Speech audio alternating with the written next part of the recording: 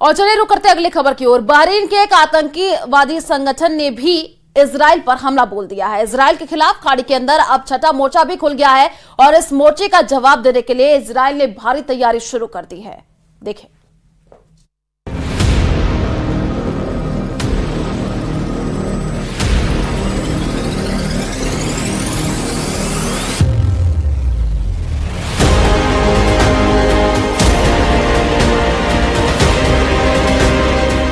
Israel में पहली बार वो हुआ जिसकी उम्मीद दुनिया में किसी को नहीं थी। अब इजराइल युद्ध के छठवें मोर्चे का शिकार हो रहा है।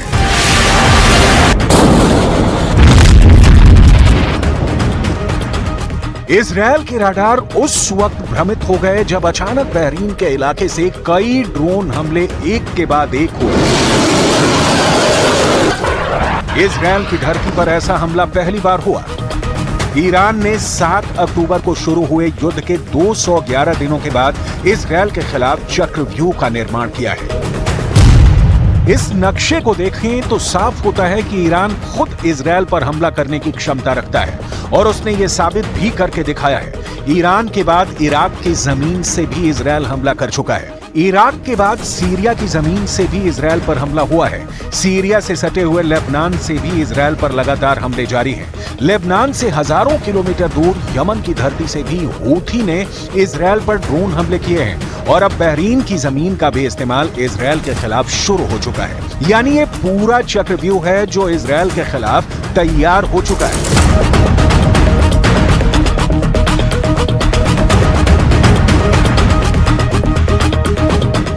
आखिर बहरीन के एक चरमपंथी संगठन ने कैसे इजराइल को बेचैन कर दिया है, हम आपको आगे बताने वाले हैं। इस हमले की पूरी कहानी विस्तार से समझाने वाले हैं, लेकिन इजराइल के खिलाफ तैयार हुए इस चक्रव्यूह के पीछे मौजूद शख्सियत को समझना भी जरूरी है। इजराइल का सबसे बड़ा दुश्मन इजराइल के सबसे महत्वपूर्ण शहर जेरूसलम से 1856 किलोमीटर दूर ईरान की राजधानी तेहरान में मौजूद है। इनका नाम है आयतुल्लाह खामेनी, जिन्होंने इजराइल पर 6 दिशाओं से हमला करने की ताकत दुनिया को दिखा दी है।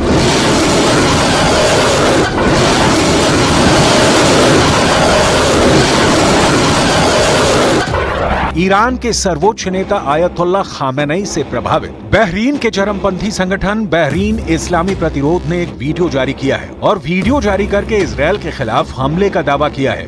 इस संगठन का एक और नाम है सराया अल अश्तर।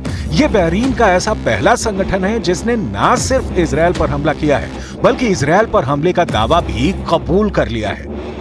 सराया अल अश्तर या इस्लामी प्रतिरोध बहरीन के शिया लड़ाकों का एक संगठन है जिसमें बड़ी संख्या में शिया मुस्लिम मौजूद हैं।